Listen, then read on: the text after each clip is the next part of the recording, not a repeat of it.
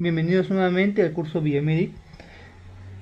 Continuando con el segmento de enfermedades infecciosas, el tema a continuación será el de cocos gram negativos.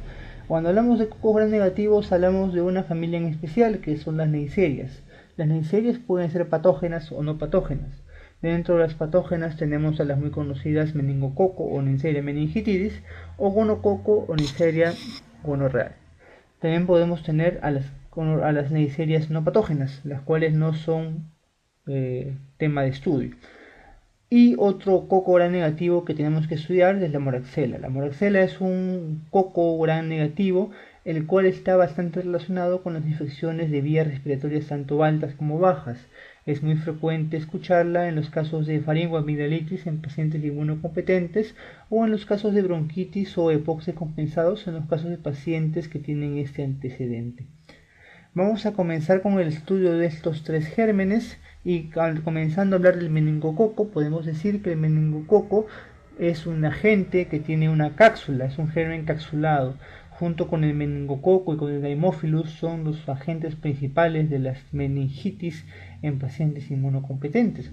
Y esta cápsula es lo que le da el principal factor patogénico, debido a que esta cápsula ayuda, así como en el caso que vimos del meningococo, a que tenga una evasión al sistema inmune, evitando la oxonización. Pero no es la única forma en la cual se protege el meningococo. El meningococo tiene antígenos capsulares en los cuales puede ayudarnos a diferenciarlos de un serotipos, pero también tiene antígenos no capsulares, los cuales están plegados a lo que es la membrana externa de la pared de esta bacteria. Tiene serotipos como el B, el C, el A, el Y, el X, el Z, etcétera. Son 13 serotipos de meningococos que lo podemos diferenciar en base a sus antígenos capsulares y que pueden causar patogenia en el hombre. Los más frecuentes, bueno, esos son básicamente epidemiología española, son el B y el C. Y el C son básicamente el serotipo C, el que está relacionado con las epidemias, junto con el A. Bueno, más o menos nosotros podemos determinar de que un meningococo puede tener una fase, digamos, de enfermedad, pero también podemos ver a personas que tengan un estado de portador en las células de la nasofaringe.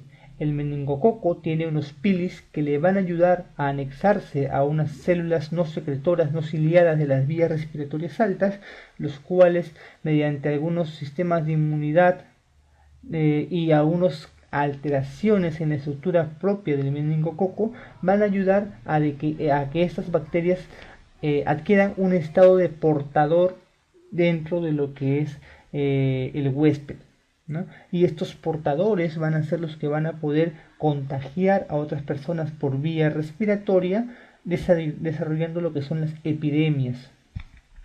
Las situaciones de riesgo básicamente para el meningococo, básicamente en los niños, se vio que básicamente en pacientes mujeres o en personas mujeres gestantes pueden transmitir anticuerpos antimeningocócicos al niño hasta los 6 primeros meses, es decir, a través de la barrera placentaria, a través de la placenta, pueden darle al niño anticuerpos antimeningocócicos, y estos anticuerpos van a ir bajando en la titulación hasta básicamente los 6 meses. A partir de ahí, el cuerpo empieza o puede empezar a producir anticuerpos antimeningocócicos si entran en contacto con este germen, siendo el título más alto recién a partir de los 12 años. Y es esta razón por la cual anteriormente se veía epidemias bastante marcadas de meningococemias o de meningitis por meningococo justamente en niños menores de 12 años o en pacientes o en reclutas hacinados básicamente.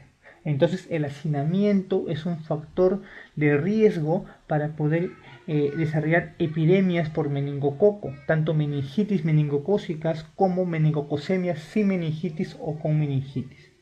El déficit de complemento es un factor importante, sobre todo el déficit de complemento que forma el complejo de ataque de membrana de C5 a C9, porque estos básicamente son los que van a alterar o van a destruir al meningococo, así como el déficit de properdina.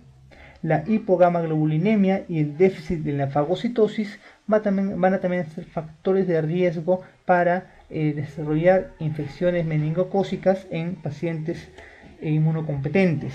La meningococcemia sin meningitis en muchos casos, recordemos que las infecciones por meningococo pueden ser de 4 tipos. Podemos tener una meningococcemia asintomática, en lo cual un paciente desarrolla un tipo de infección, un tipo de bacteriemia por meningococo, la cual es una bacteriemia bastante fugaz, que no presenta síntomas, o si se los presenta, presenta un síntoma pseudogripal con un pseudo rash y pseudo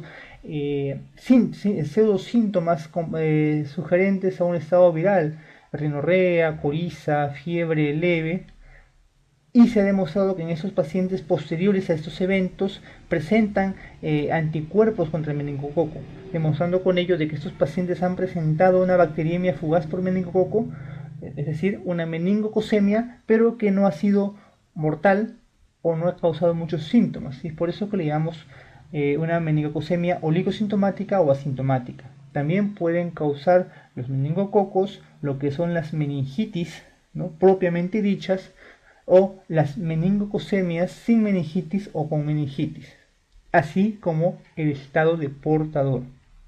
Las meningococcemias, que básicamente son sin meningitis, la más frecuente es la afectación leve, o sea, la primera que hemos hablado, que es asintomática, un cuadro pseudogripales como poliartralgias, fiebre, y con una afectación básicamente en su 75% cutánea, dado por un rash que puede ser en tronco o miembros inferiores. Y estas meningococcemias van a ser graves cuando ya presentan petequias que pueden evolucionar a lo que son coagulaciones intravasculares diseminadas. La parte fulminante o el síndrome de Waterhouse-Friderichsen básicamente es dado por el contacto con una parte antigénica principalmente localizada en la membrana externa de esta bacteria, la cual va a causar alteración, básicamente shock séptico con insuficiencia suprarrenal reactiva a este shock y con una gran mortalidad. Las meningitis que también pueden acompañar a la meningococcemia básicamente se va a dar por la lesión o la fijación de esta bacteria a lo que son los receptores CD46 ubicados en casi todas las células del cuerpo y también ubicadas en lo que es la barrera hematoencefálica, para poder llegar a la parte de las meninges, causar inflamación y producir estos cuadros de meningitis. Otras lesiones o otras infecciones que pueden causar los meningococos básicamente son neumonías, que son muy raras, genitourinarias, que también son rarísimas, y artritis. Es por eso, por la predilección del meningococo a causar o bacteriemia o infección meningia, es que la Neisseria meningitidis se le llamó meningococo. Y estas son algunas de las lesiones petequiales que pueden causar la meningitis en las meningococcemias, mejor dicho, en los cuadros más graves. Y básicamente podemos ver acá que las lesiones básicamente son niños. El diagnóstico y tratamiento del meningococo básicamente va a ser por una tensión de Gram, donde vamos a poder observar diplococos Gram negativos, que básicamente en las tinciones en líquido cefalorraquídeo podemos visualizarlas en casi el 85% en pacientes que no han sido tratados previamente.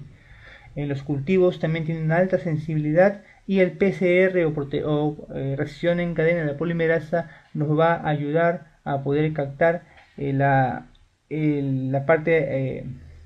de esa bacteria. El tratamiento básicamente es el aislamiento respiratorio, pero el aislamiento se va a dar en pacientes que tengan el serotipo A o el serotipo C, que son los epidémicos, pero como no podemos determinar a ciencia cierta qué serotipo es, a menos que hagamos un estudio de PCR, el cual es rarísimo y el cual es carísimo también, se prefiere o se indica el aislamiento a todo paciente que presente una meningococcemia o una meningitis por meningococo. Lamentablemente, como en el Perú no podemos determinar cuál es el agente causal, a la mayoría de meningitis tienden a querer aislarlas, o en todo caso si son niños pequeños a dar profilaxis posterior. ¿Cuál es el tratamiento principal para un meningococo? El meningococo, como toda Neisseria, coco gran negativo, las penicilinas le cubren muy bien. Entre ellas, la cefalosporina de tercera generación, como la ceftriaxona o la cefotaxime, son tratamientos de elección porque cruzan muy bien la barrera hematoencefálica y pueden atacar estos gérmenes. La quimioprofilaxis básicamente va a estar dada por medicamentos como la rifampicina, el ciprofloxacino, la misma ceftriaxona o la acitromicina en caso de niños embarazadas que no pueden usar ciprofloxacino. Recordemos en el caso de las pacientes gestantes por ser teratogénico y en el caso de los niños por alterar el cartílago de crecimiento. La vacunación, básicamente la vacuna conjugada contra el serotipo más epidémico que es el C, no hay actualmente en Perú o no se usa frecuentemente, pero sí es parte del sistema de vacunación nacional en otras partes del mundo. Las indicaciones de vacunación, bueno, esto es básicamente como bibliografía española, es sistemáticamente en lactantes, en pacientes que viajan a zonas endémicas como el África subsahariana o la Meca. Tras el contacto también se indica la vacunación de esta vacuna conjugada contra el serotipo C, asociada a una profilaxis con rifampicina por 2 días. La asplenia, recordemos que la ausencia de vaso predispone sobre todo a infecciones por capsulados, neumococo, meningococo o Haemophilus influenzae. Enfermedades hematológicas como drepanocitosis, talasemias también constituyen un factor de riesgo y por ende una indicación de vacunación. Los inmunodeprimidos y los que tienen déficit de complemento y de properdina, por lo que hemos hablado de factor de riesgo para infección por meningococos. Y el otro germen que es causante de infecciones o la otra Neisseria patogénica del hombre va a ser el gonococo o Neisseria gonorrhoeae. El gonococo básicamente va a tener un tipo de transmisión por vía sexual y es básicamente en esta zona donde va a causar sus alteraciones en el huésped, pero también podemos ver lesiones a nivel de lo que es el recto, de lo que son las vías respiratorias altas o lo que es a nivel de la conjuntiva. Sobre todo está dado por infecciones secundarias a lo que es el canal del parto. Estos diplococos intracelulares gram negativos no son encapsulados a diferencia del meningococo y eso le da una disminución en su poder patogénico. Requieren un cultivo, un medio de transporte para poder ser cultivado y este medio es el Thayer-Martins. Tiene una endotoxina la cual va a ser causante de esta bacteriema progonorrea y posteriormente cuadros como gonorreas diseminadas que posteriormente van a localizarse y van a causar cuadros de poliartralgias. Recordemos que en un paciente VIH toda infección de transmisión sexual incrementa su poder de contagio. Es por eso que se incrementa la posibilidad de transmisión de VIH en pacientes que tienen algún tipo de ETS, entre ellos la gonorrea. La clínica de gonococo básicamente va a estar dada en hombres. ¿Por qué? Porque básicamente es más fácil poder ver el tipo de lesión. A través de la uretra, como la uretritis con secreción de pus o disuria, mayormente no suelen causar fiebres a menos de que haga una bacteriemia. Y dentro de las complicaciones posteriores al tratamiento o con un mal tratamiento van a ser estenosis uretrales con pacientes con disurias crónicas, epididimitis o prostatitis en los cuales los pacientes sufren de itus recurrentes, proctitis o faringitis. Y las formas diseminadas, o sea, las que hacen bacteriemia, básicamente en 2/3 de mujeres que cuentan con dispositivos intrauterinos y que esta bacteriemia básicamente se va a dar durante épocas de la menstruación.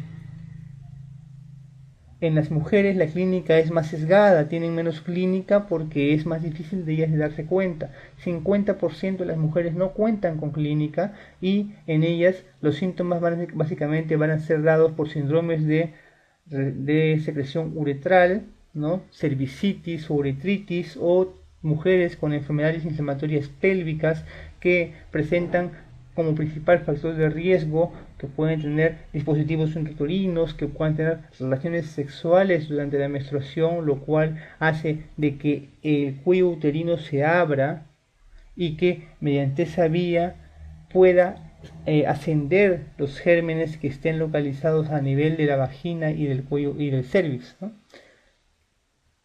En el niño la transmisión vertical básicamente va a estar dada a través del canal del parto y vamos a tener las conjuntivitis, ¿no?, por gonorrea, las faringitis, las neumonías por gonorrea, las oftalmias neonatales que son poco frecuentes. Aquí vemos algo bastante característico y la razón por la cual es más fácil poder diagnosticar una gonorrea en pacientes varones, ¿no? Porque la uretra es visible, podemos ver la secreción de pus, la disuria y en pocos casos presentan fiebre. Pero también los gonococos pueden, por su forma diseminada, llegar a localizarse en articulaciones y causar artritis sépticas. Para esto, para que el gonococo pueda localizarse en una articulación, primero tiene que haber una infección de transmisión sexual. Recordemos que el gonococo, la primera forma de transmitirse es por transmisión sexual o por canal del parto. Es decir, en un paciente que tiene una artritis gonocócica, tiene que haber adquirido la enfermedad por vía de transmisión sexual. Se localiza en la zona de las células de lo que son los aparatos genitourinarios, hacen bacteriemia en un primer inicio, hacen una diseminación del gonococo, de la cual los síntomas van a ser básicamente poliartralgias o artritis migratorias, un poco de fiebre, la cual va a ceder y después de esto se va a localizándose principalmente en lo que son las articulaciones, principalmente en rodillas como monoartritis o en casos más raros en zonas como el pulmón causando neumonías gonocócicas. También puede localizarse por contigüidad en las zonas de lo que es el útero o las trompas de falopio, causando salpingitis, causando enfermedades inflamatorias pélvicas que van a ser causante de la sintomatología en la mujer. Como dijimos, el medio de cultivo o el medio de transporte es el Taller Martins y el tratamiento básicamente va a estar dada por cefalosporinas de tercera generación, al igual que en los meningococos. La diferencia es que el tiempo. El tratamiento en las infecciones por gonococos no complicadas básicamente va a ser dada por ceftriaxona o alguna cefalosporina de tercera generación en monodosis. Y en gonococias diseminadas, básicamente cefalosporinas de 7 a 10 días, que es un tratamiento similar a lo que son las meningococemias. La profilaxis para lactantes básicamente por colirio de eritromicina o lo que se usa también en este momento las tetraciclinas. La Moraxella catarrhalis. Bueno, la Moraxella catarrhalis no es una neisseria, es otro tipo de germen. La Moraxella catarrhalis también es un coco gran negativo. Es la tercera causa de otitis media en niños después del neumococo y después del Haemophilus. Es causante de sinusitis después del después del neumococo. Es causante de infecciones respiratorias faringoamigdalianas junto con el neumococo y el Haemophilus influenza. Es causante de lo que son descompensaciones en el EPOC, al igual que el neumococo y que el Haemophilus influenza, y el tratamiento en estos pacientes con este tipo de germen básicamente va a estar dado por quinolonas o por penicilinas o aminopenicilinas, como es la amoxicilina asociada a inhibidores de beta-lactamasa, como el ácido clavulámico, el sulbactam o el tazobactam. Las quinolonas más usadas en los cuadros de infección por moraxella van a ser el levofloxacino o el ciprofloxacino, que tienen una buena cobertura a nivel respiratorio. Un tema importante que hemos visto es las meningitis, y son preguntas bastante frecuentes en los exámenes. Entonces vamos a revisar un poco de lo que es la meningitis. La etiología básicamente va a estar dada por cocos gram positivos como el neumococo o cocos gram negativos como el meningococo, o en este caso bacilos gram positivos. La listeria es uno de ellos. El Haemophilus, por ejemplo, es un coco bacilo gram negativo,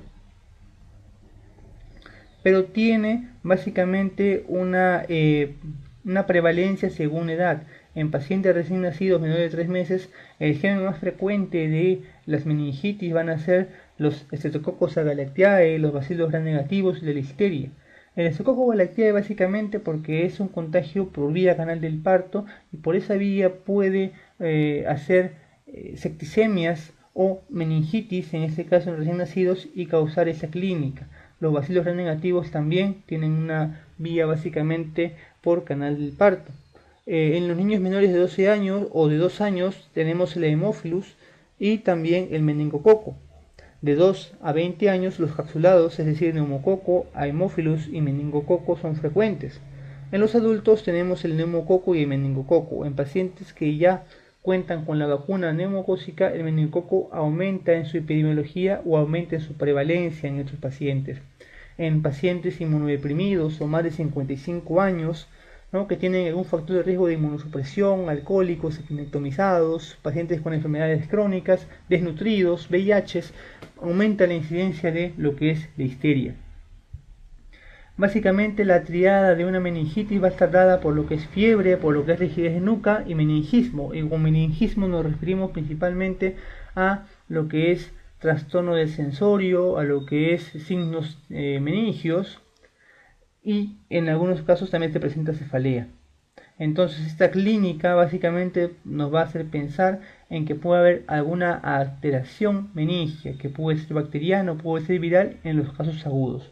Pero en meningitis subagudas la listeria alcanza una gran preponderancia y también los hongos. Y en los casos de meningitis crónicas, las listerias, la brucela, lo que es la tuberculosis también pueden causar este tipo de manifestaciones.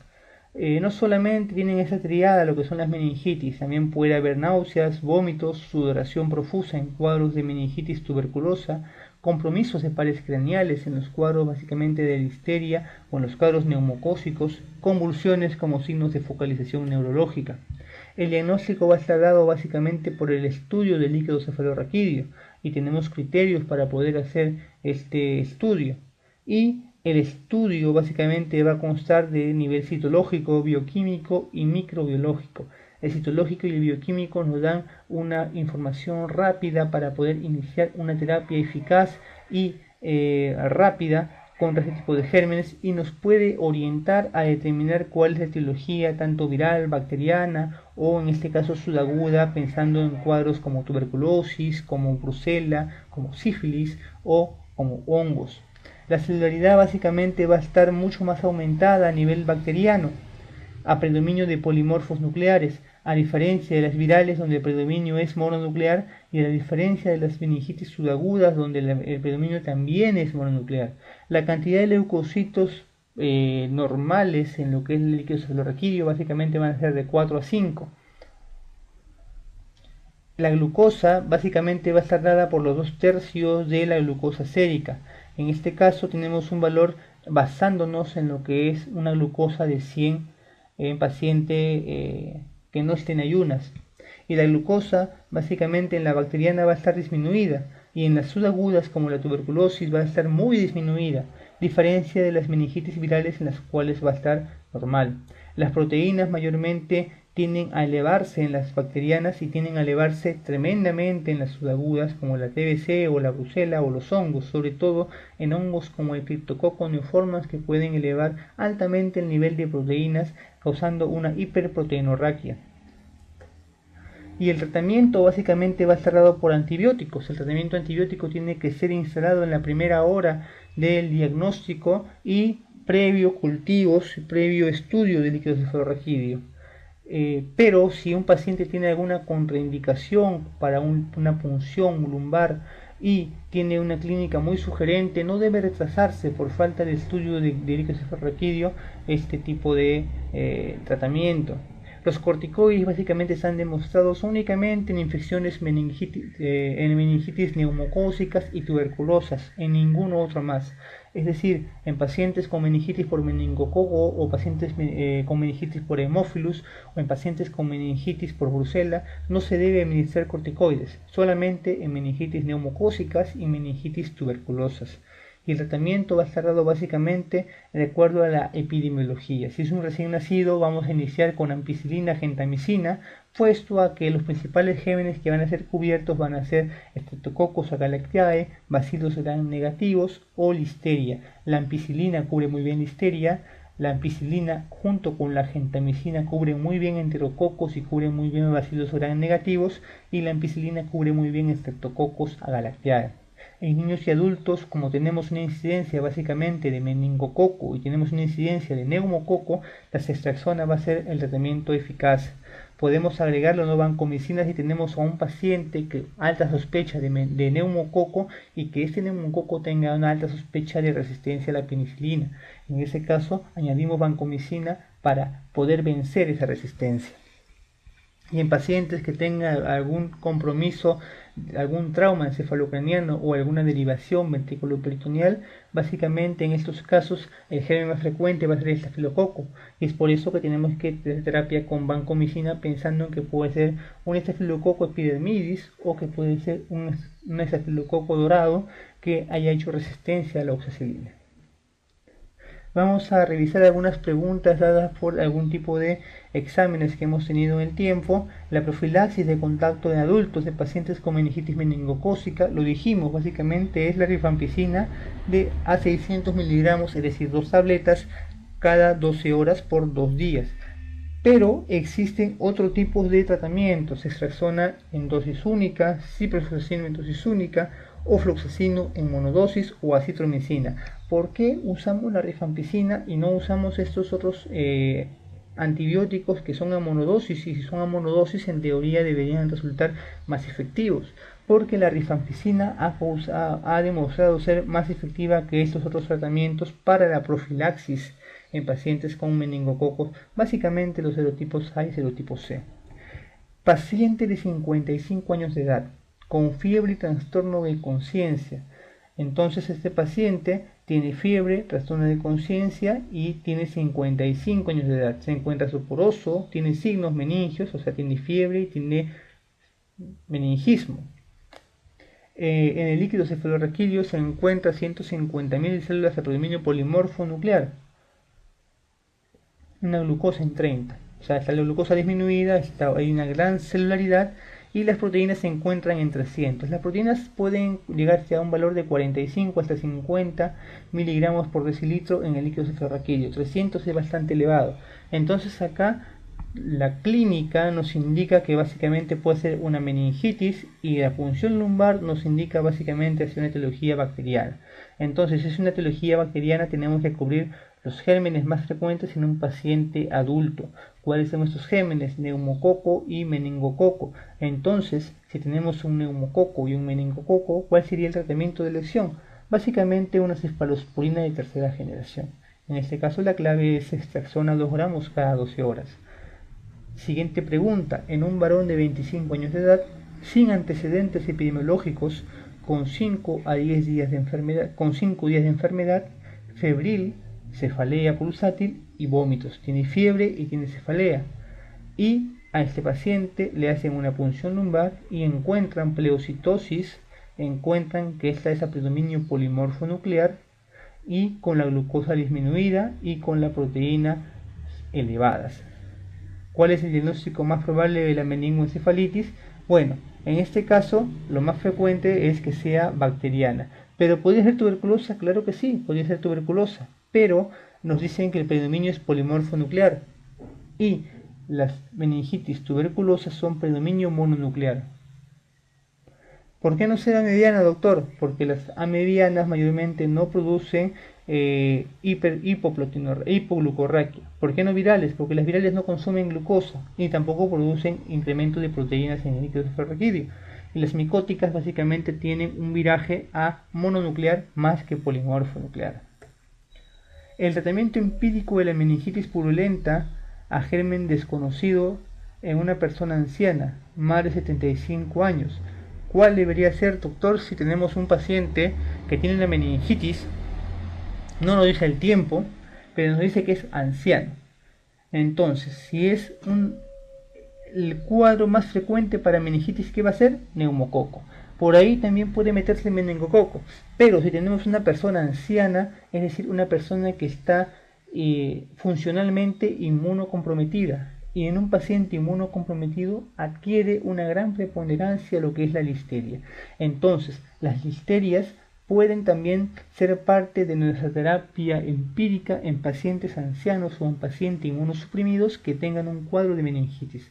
¿Y cuál es la terapia indicada para pacientes con meningitis por listeria? La ampicilina. Entonces, si pensamos en neumococo, pensamos en meningococo y pensamos en listeria, agregaremos estraxona y ampicilina. Muchos estudios actuales indican, aunque no están demostrados al 100%, de que en pacientes mayores de edad también debería agregarse a esta ampicilina un aminoglicósido para cubrir listeria. ¿Por qué? Nos dan dos teorías a eso. La primera es que la ampicilina lo que hace es atravesar la barrera hematoencefálica y eliminar las listerias que están en el líquido cefalorraquídeo y en las meninges. Pero la listeria ha llegado a este lugar gracias a una bacteriemia previa, y la gentamicina o los aminoglicósidos en este caso lo que van a hacer es atacar lo que son los gérmenes que están en el torrente sanguíneo. Y la segunda forma en la cual pueden justificar el uso de aminoglicósidos en pacientes con meningitis por listeria es que la ampicilina en pacientes con listeria va a tener un efecto bacteriostático más que bactericida en la listeria, y es por eso que agregan un aminoglicósido para potenciar el efecto de la ampicilina y darle un poder bactericida. Bueno, con esto hemos llegado a su fin en la parte de lo que son cocos gram negativos. Conmigo será hasta la siguiente oportunidad para poder estudiar los demás tipos de gérmenes. Muchas gracias.